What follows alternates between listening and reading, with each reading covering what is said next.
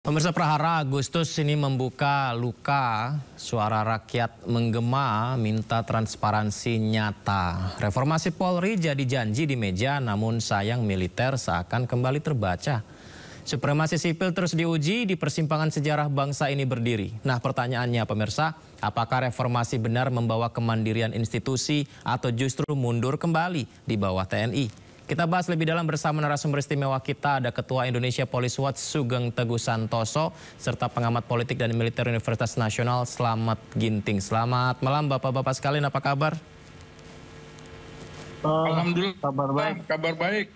Terima kasih banyak Pak Sugeng, Pak Slamet sudah berkenan berbagi bersama kami di Sindo Prime. Saya pertama ke Pak Sugeng dulu. Pak Sugeng, tadi Presiden dari Bapak-Bapak, Ibu-Ibu dari gerakan GNB ya, ini menyampaikan terbuka dengan usulan-usulan yang disampaikan. Apakah artinya termasuk soal reformasi di tubuh Polri, ini Pak Presiden setuju tentang reformasi di tubuh Polri, Pak Sugeng? Isu reformasi Polri kan sudah lama ya digulirkan ya. Artinya adanya perubahan supaya Polri lebih baik, itu isu lama ya. Akan tetapi dari sisi pandang saya sebagai Ketua Indonesia Police Watch ya, antara isu reformasi Polri dengan pembentukan tim investigasi independen ini menarik ya. Menariknya? Pendapat saya, isu reformasi komisi, tadi dibilang komisi ya, komisi reformasi polisi ya, menurut saya belum tepat dibentuk saat ini ya, dengan catatan ya, bahwa lebih penting kedepankan dulu mengenai tim yang disebut tim investigasi independen. Ya, saya harus berikan pendapat lebih kritis nih kepada tim investigasi independen. Apakah yang dimaksud tim investigasi independen ini adalah tim yang dibentuk oleh kelompok sipil atau seperti apa? Ya, umumnya tim yang dibentuk adalah gabungan dari unsur penegak hukum, ya, kemudian pengawas dari luar dan juga tokoh-tokoh sipil, itu bisa seperti dulu TGPF ya. Oleh karena itu, mengapa jangan dulu tim reformasi polisi? Karena apa? Kalau dikaitkan dengan isu soal kerusuhan kemarin, justru tidak tepat tim reformasi polisi dibentuk segera. Yang mendesak adalah tim investigasi atau tim gabungan pencari fakta. Yang bisa saya usulkan ya adalah isinya tentu polisi, karena ini banyak berhubungan dengan penegakan hukum sipil. Kemudian kedua TNI ya, karena ada juga beberapa aparat TNI yang bisa ditangkap tuh, kemudian tidak bisa didalami karena polisi tidak punya kewenangan. Yang ketiga Kompolnas, yang keempat adalah Komnas HAM ya. Dengan adanya dan ditambah misalnya tokoh-tokoh sipil, terserah lah. Nah ini baru tim ini bekerja secara independen.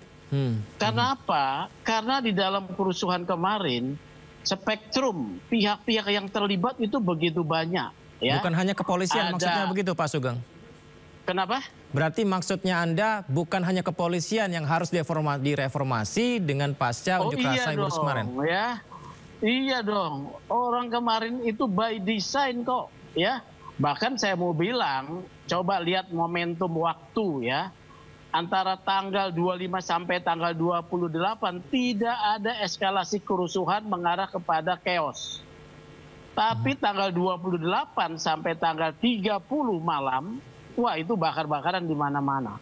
Setelah Afan tertabrak Rantis ya. Ya. Ini by design. Kemudian ada juga beberapa pihak yang ditangkap ya, kemudian karena polisi tidak punya kewenangan, yaitu beberapa oknum, saya bilang ya, TNI, walaupun dijelaskan keberadaan mereka di sana dalam penugasan tertentu ya. Oleh karena itu untuk membuka tabir peristiwa kerusuhan Agustus 2025 ini, itu hanya bisa dilakukan oleh tim yang memiliki kewenangan dan independen.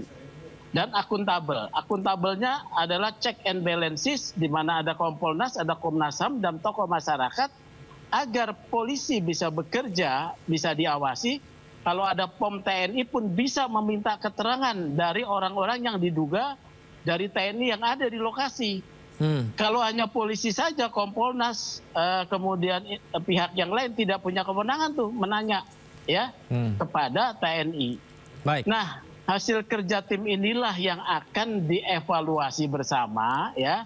Mengapa terjadi kelambanan, polisi dinyatakan tidak mampu antara tanggal 28 sampai tanggal 31 ya. Ini menarik, 3 hari yang menarik. Baik. Ya. Oleh gitu loh. Baik, saya ke Pak Slamet. Pak Slamet, jika kita merujuk pada yang terjadi saat aksi unjuk rasa kemarin dan itu adalah trigger untuk adanya reformasi di kepolisian tidak tepat, bagaimana pendapatnya Pak Slamet? Iya, bukan selamat ya, selamat. Oh, Pak Slamet, mohon maaf Pak, Pak Slamet, kami koreksi. Oke. Silakan Pak Slamet. Jadi menurut saya tuntutan reformasi Polri secara umum, saya mencatat setidaknya ada 5 tuntutan yang bisa dilakukan. Pertama tentu saja profesionalisme Polri, dan Polri itu harus beroperasi berdasarkan hukum dan profesional tanpa intervensi politik. Yang kedua tentu saja bicara akuntabilitas dan transparansi. Jadi misalnya proses rekrutmen, penanganan kasus, dan penggunaan anggaran harus terbuka dan bisa dipertanggungjawabkan. Kemudian yang ketiga tentu saja pemenuhan hak asasi manusia.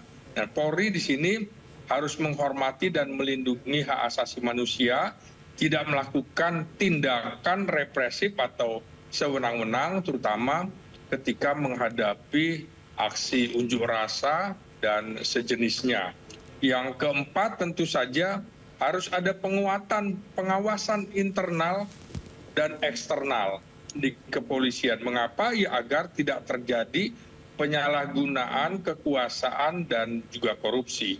Yang kelima yang perlu direformasi tentu saja pemutakhiran struktur organisasi kepolisian. Jadi harus menyesuaikan dengan susunan organisasi, dengan kebutuhan, keamanan, dan pelayanan masyarakat modern. Tentu saja acuannya adalah konstitusi kita ya, terutama di pasal 30. Nah, jadi idealnya susunan dan kedudukan Polri dalam negara demokrasi, satu, pertama tentu saja independensinya ya. Polri harus independen dari intervensi politik agar dapat bertindak netral dan profesional. Jangan lagi ada istilah parcok seperti itu karena dianggap tidak netral pada saat pemilu. Nah, jadi Polri tidak boleh dikendalikan oleh pihak-pihak dari luar yang ingin mempengaruhi keputusan penegakan hukum misalnya. Yang kedua tentu saja kedudukan sebagai lembaga penegak hukum. Polri adalah institusi penegak hukum yang berdiri sendiri dan dia bukan militer, non-combatant gitu. Bertugas menjaga keamanan dan ketertiban masyarakat serta menegakkan hukum secara adil. Jadi hilangkanlah ciri atau simbol-simbol sebagai kombatan gitu. Kemudian yang ketiga tentu saja pengawasan dan akuntabilitasnya. Polri harus diawasi lembaga pengawas yang independen, ya misalnya Komisi Kepolisian Nasional, tapi itu betul-betul harus independen, dan juga lembaga pengawas HAM. Selain itu harus ada juga mekanisme internal di kepolisian yang ketat untuk memastikan tidak ada pelanggaran anggaran.